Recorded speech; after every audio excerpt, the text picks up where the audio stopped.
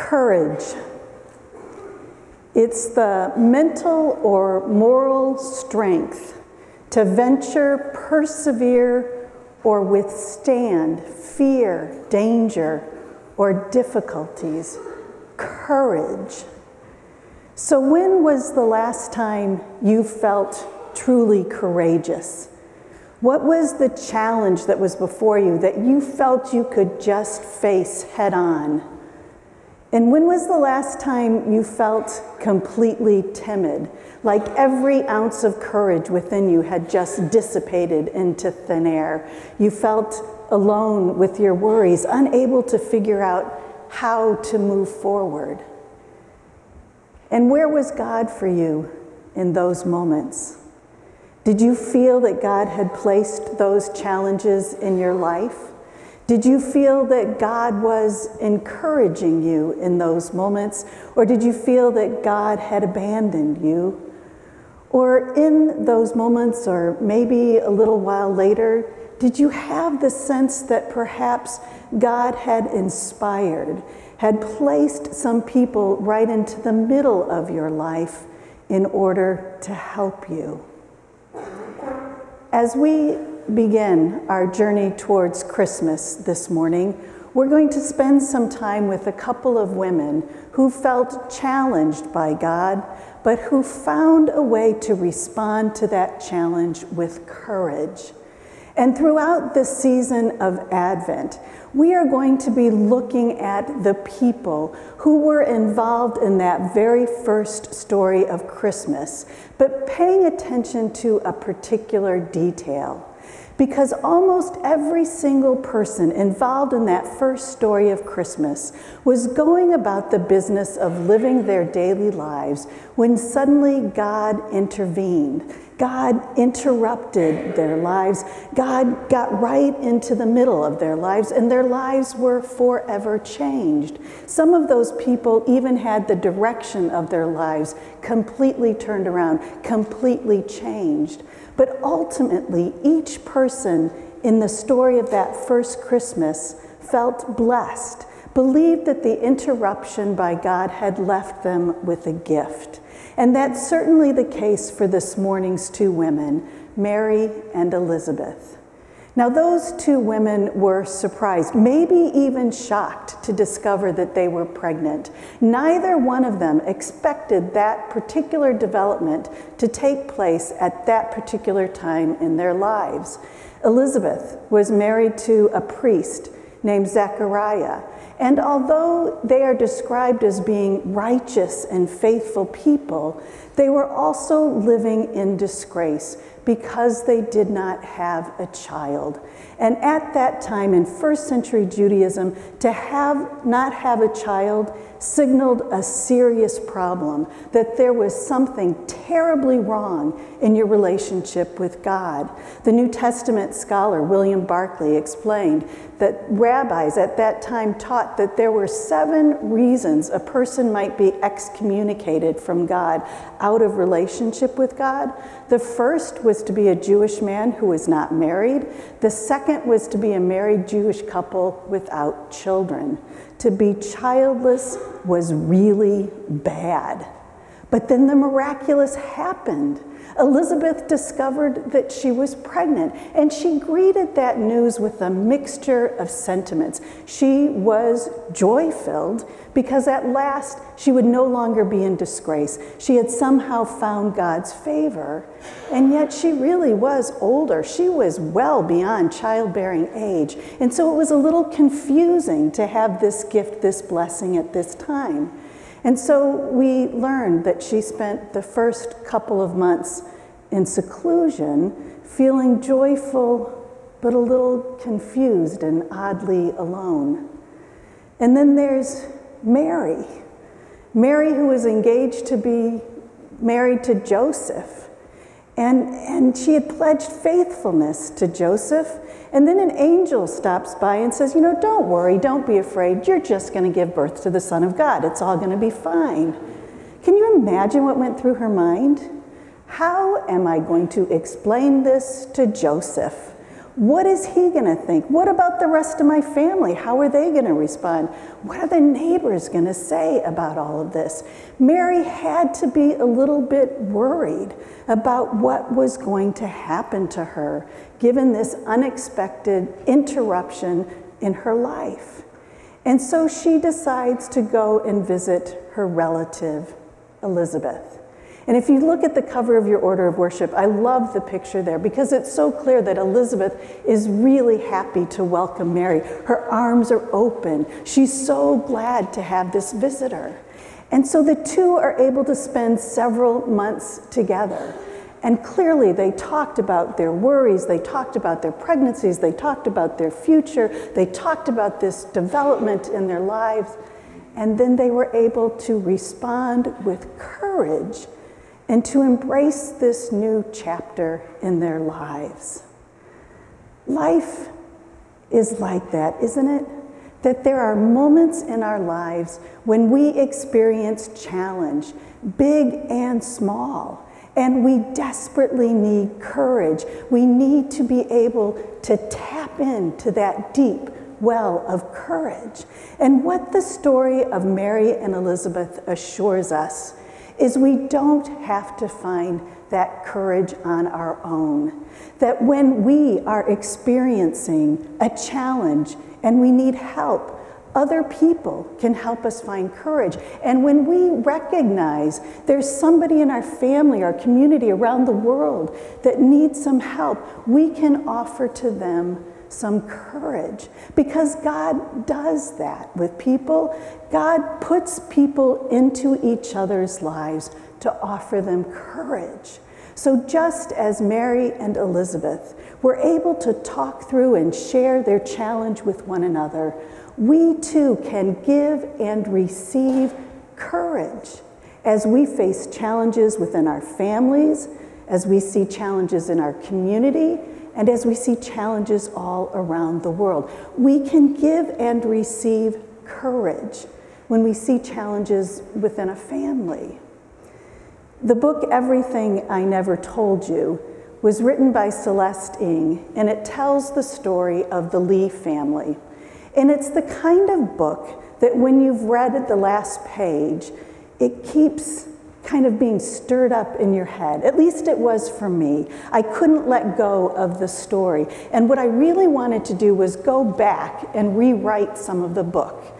And if I could have, I would have told that Lee family to talk to each other, to listen to each other, to be sensitive to each other's needs, to care about what was going on within each person with the family. Most importantly, what I would have told that Lee family was to be honest with each other.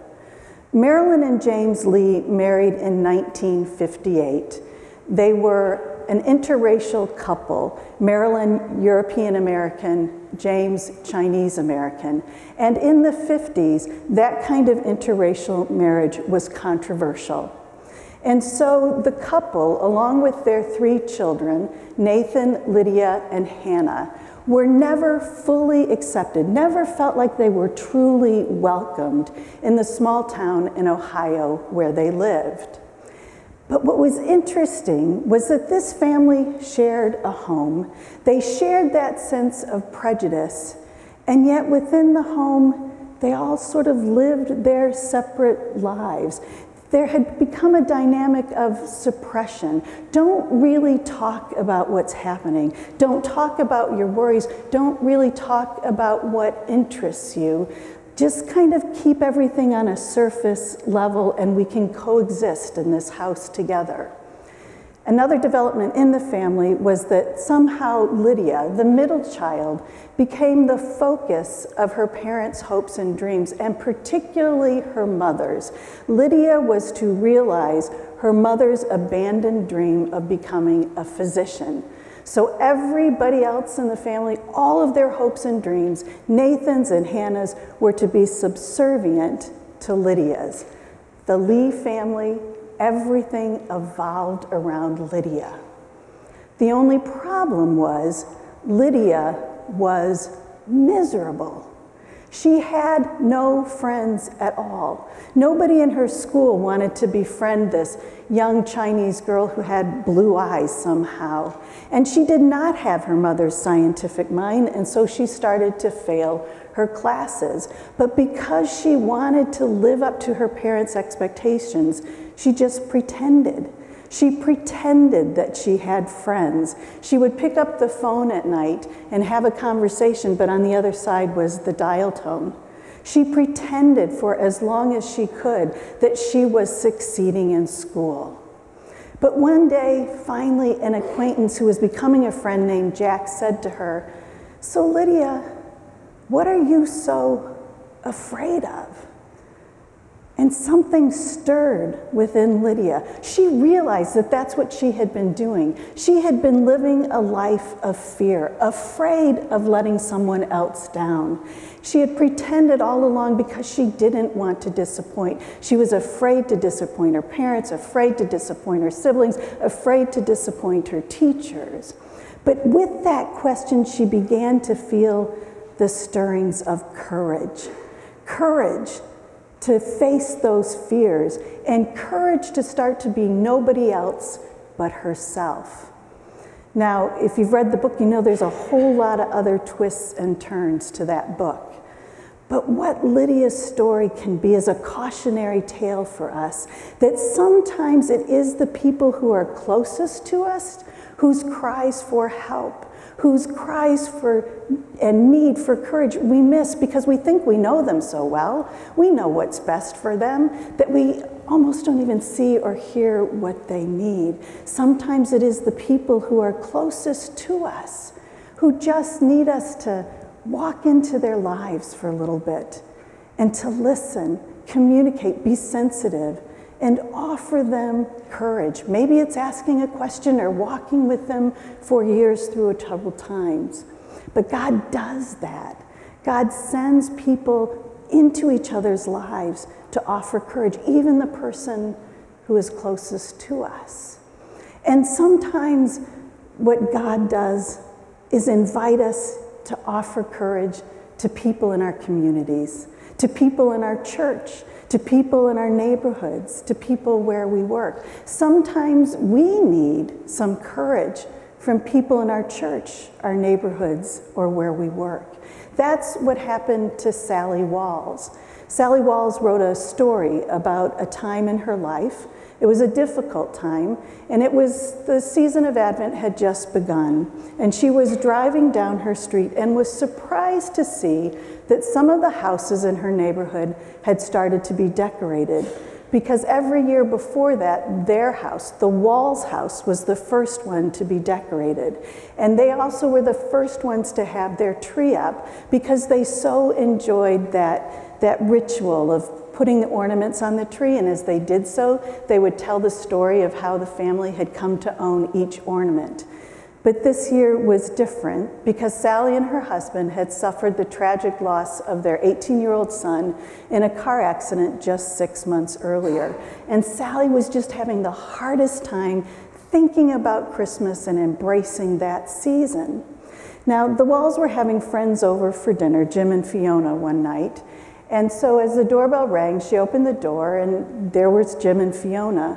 But then on the lawn were a whole bunch of Christmas carolers, and they started to sing. And as Sally and her husband looked out, they started to recognize the people. They were neighbors, they were co-workers, they were people from their church.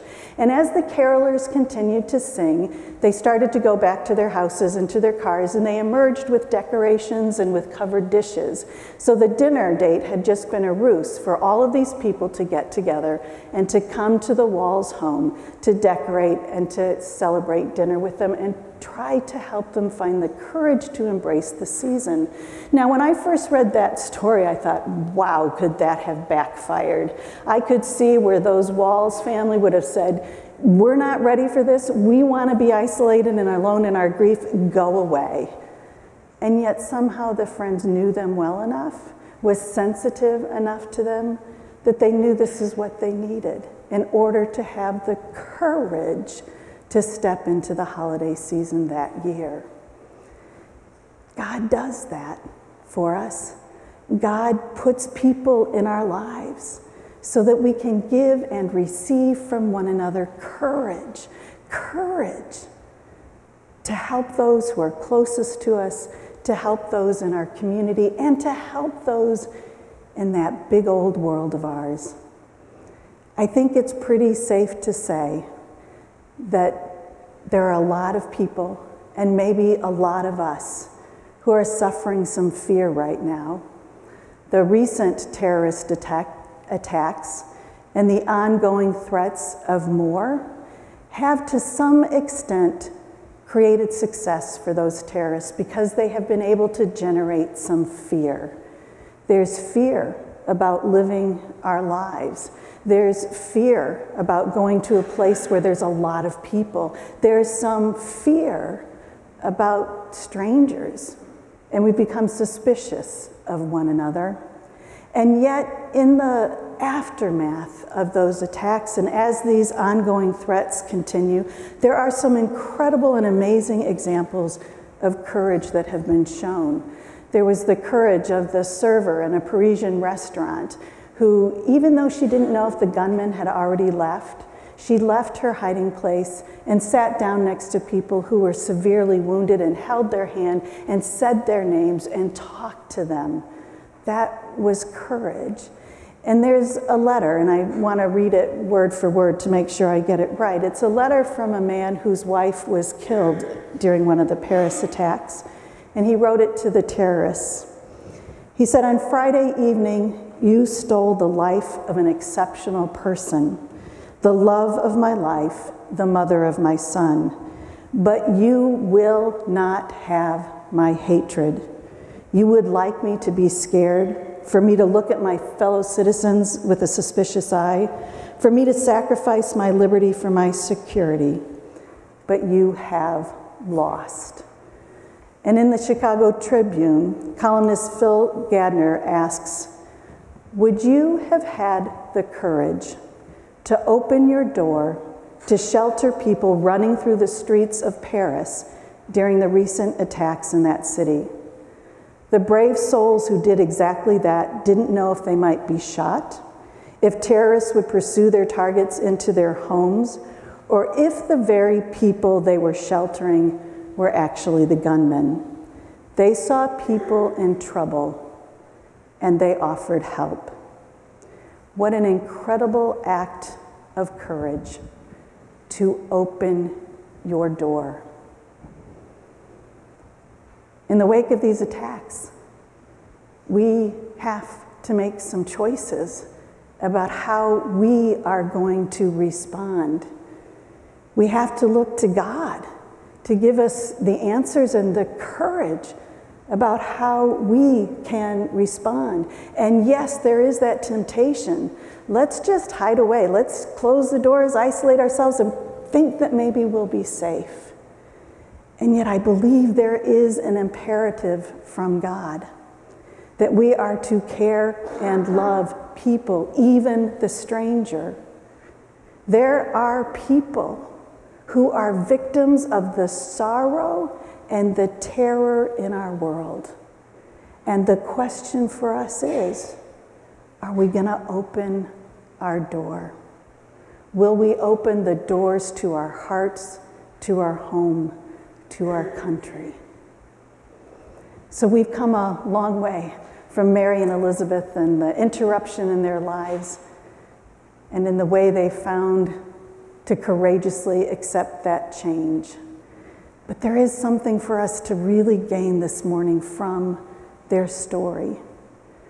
God puts people in our lives so that we can give and receive courage when we need it. Will we open our doors to one another?